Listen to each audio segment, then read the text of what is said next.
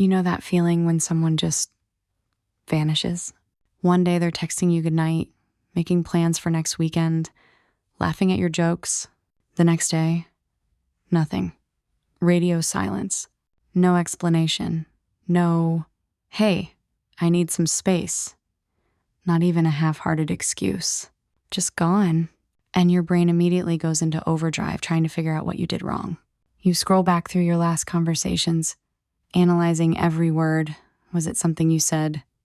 Did you text too much? Not enough? Were you too available? Too distant? Did you misread the entire situation? Maybe you even reach out once more, keeping it light. Hey, hope you're doing okay. Still nothing. And that silence, it's deafening. It makes you question everything. Your judgment, your intuition, your worth. But here's what I need you to understand. In most cases, when someone disappears without warning, it's showing you how they handle discomfort, not how much you matter. Their exit strategy tells you more about their emotional capacity than it ever could about your value. Let me break down the 5 most common reasons this actually happens and what's really going on beneath the surface. Reason 1. They detached internally long before they ever left. Here's the thing most people don't realize about disappearing acts. The decision to leave usually isn't sudden at all. For them, it's been brewing for weeks, maybe longer. They've been thinking about it during their morning coffee, mentally rehearsing what it would be like to just not respond to your next text, slowly pulling back emotionally while still showing up physically. Maybe they stopped asking you questions about your day. Maybe their responses got shorter. Maybe they started taking longer to reply, testing how it would feel to create distance. They've already had the breakup conversation in their head a dozen times. They've imagined your reaction, prepared their defense, justified their exit, but they never involved you in any of it. So when they finally ghost, it feels like it came out of nowhere to you because you weren't given any indication that something was fundamentally wrong. You're experiencing the ending for the first time. They've been living with it for weeks, slowly desensitizing themselves to your presence. Think of it like this. While you were building something together, they were quietly dismantling it in their mind, brick by brick, until the day they just walked away from the rubble without looking back. That's why it's so disorienting. Not because you missed obvious red flags, but because the entire emotional process happened behind a closed door you didn't even know existed. And here's the hardest part. Sometimes there weren't any red flags to miss. Sometimes they smiled at you while internally checking out. Sometimes they said, "I can't wait to see you," while already planning their exit. The disconnection wasn't visible because they never made it visible. Reason 2. They're avoiding emotional accountability. Ending something properly is hard. Really hard. It means sitting with discomfort, explaining feelings you might not fully understand yourself, answering questions you don't want to face, looking someone in the eye while they process what you're saying and maybe cry or get angry or ask, "Why wasn't I enough?" It means accepting that your choices impact another person and watching that impact unfold in real time. It means tolerating guilt, sitting with the knowledge that you're disappointing someone, that you're causing pain. Some people just don't have the emotional bandwidth for that. Or maybe they do have the bandwidth, but they're unwilling to spend it because it's uncomfortable, because it requires them to be the bad guy for a moment, because it forces them to confront their own limitations and patterns. Disappearing is the path of least resistance. It lets them exit the situation without having to engage in any of those uncomfortable moments. No explanations needed, no questions to answer, no guilt to sit with while someone else is hurt right in front of them. They get to preserve their self-image. They get to avoid confrontation. They get to tell themselves, "I just faded out. It wasn't that serious anyway." And here's what makes it worse.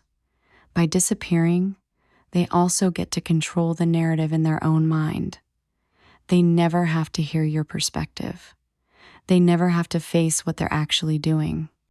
They can rewrite the story to make themselves feel better. It wasn't that deep. They'll get over it. It's better this way. A clean break. But it's not a clean break. It's an open wound with no closure. And I want to be clear, this isn't strength. This isn't protecting themselves or you. This isn't being kind by not dragging it out. It's avoidance, plain and simple.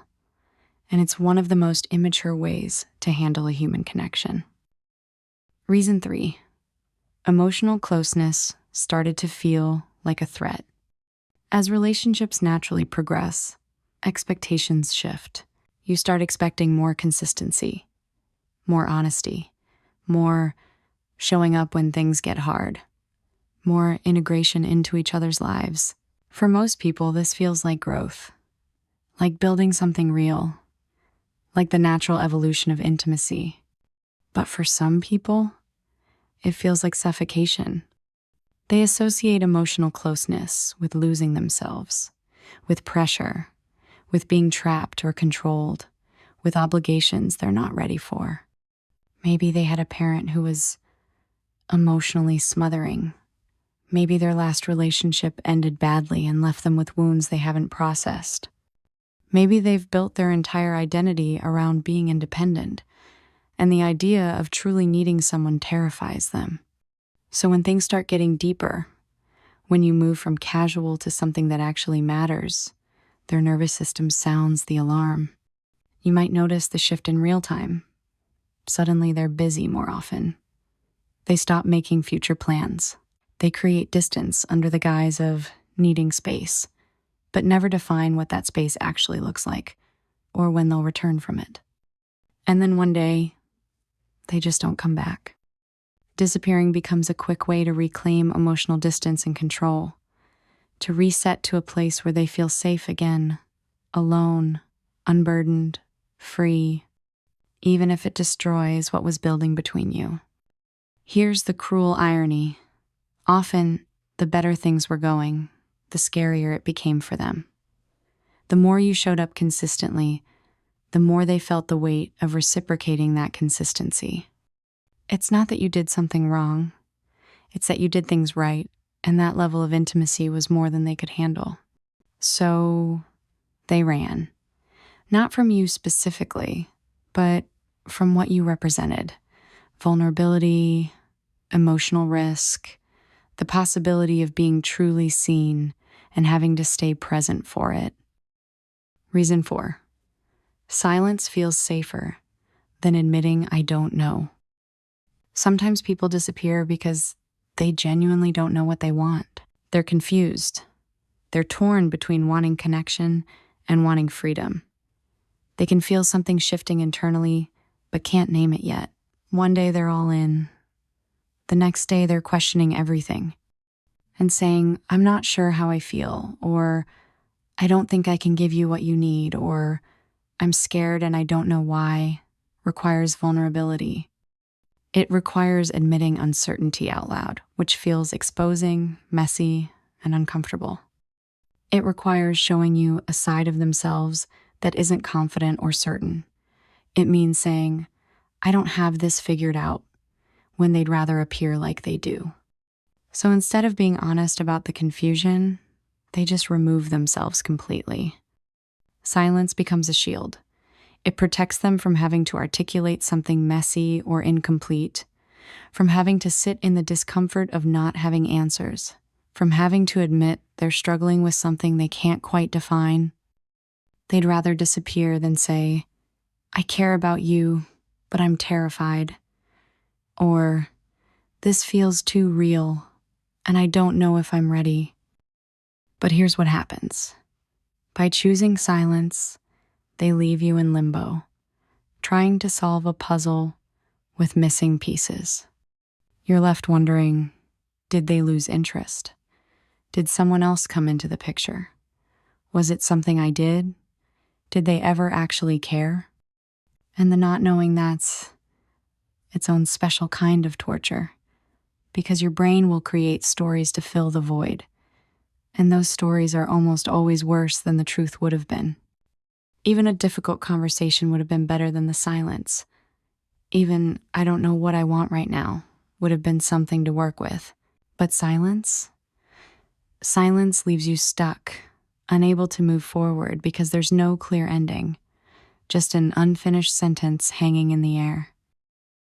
Reason 5, they transfer the emotional labor instead of carrying it. Here's the part that stings the most. When someone leaves without explanation, the unanswered questions don't just evaporate, they get transferred to you. Suddenly you're the one doing all the work, analyzing every conversation, replaying moments looking for clues, Googling "why do people ghost at 2 a.m., trying to make sense of it, texting your friends the entire backstory, asking, "Did I miss something?" You're carrying the weight of an ending that should have been shared. Think about how much mental and emotional energy you're spending trying to understand what happened. Hours, days, maybe weeks, turning it over in your mind, wondering what you could have done differently. Meanwhile, they've moved on. They're not losing sleep over it. They're not replaying conversations. They're probably not thinking about you at all. And that imbalance, that's the real cruelty of it. They got to walk away cleanly. You got handed all the mess to sort through alone. And here's what you need to hear. This doesn't mean you missed something. It doesn't mean you're naive or ignored red flags or should have seen it coming. It means the ending lacked basic communication, basic respect, basic human decency. People who can tolerate emotional responsibility, even when it's uncomfortable, usually offer some form of closure, even if it's brief, even if it's awkward, even if it's just, "Hey, I need to be honest. I don't think this is working for me." It's not perfect, but it's something. It's acknowledgement. It's closure. It's a period at the end of the sentence, so you can move on to the next chapter. Those who disappear often lack that capacity in the moment, or maybe ever. They're either too avoidant, too immature, too conflict averse, or too focused on their own comfort to extend that basic courtesy. And that tells you everything you need to know about their character. What this actually means for you. Their disappearance is not a reflection of your worth. Read that again. It's a reflection of their relationship with discomfort, accountability, and emotional responsibility. Understanding why they disappeared doesn't excuse what they did. It doesn't make it hurt less. It doesn't mean you have to forgive them or wish them well or hope they figure it out. But it does prevent you from turning the story inward, from making it mean something about your value, your lovability, whether you're too much or not enough. Because here's the truth. Someone who was right for you wouldn't have left you in silence. Someone who valued you would have found the words even if they were clumsy, even if they were hard. The right person doesn't make you guess. They don't leave you hanging. They don't disappear when things get complicated. They stay. They communicate. They show up, even when it's uncomfortable. And if they can't do that, then them leaving, however painful, is actually protecting you from something that would have hurt worse down the line. Sometimes the clearest explanation isn't found in what someone said. It's found in what they couldn't face. And that has everything to do with them, and very little to do with you. You deserved a conversation. You deserved honesty. You deserved respect. The fact that they couldn't give you that says nothing about your worth and everything about their limitations. So stop searching for answers in the silence. Stop replaying what you could have done differently. The answer is simple. They weren't capable of showing up the way you deserved. And now you know.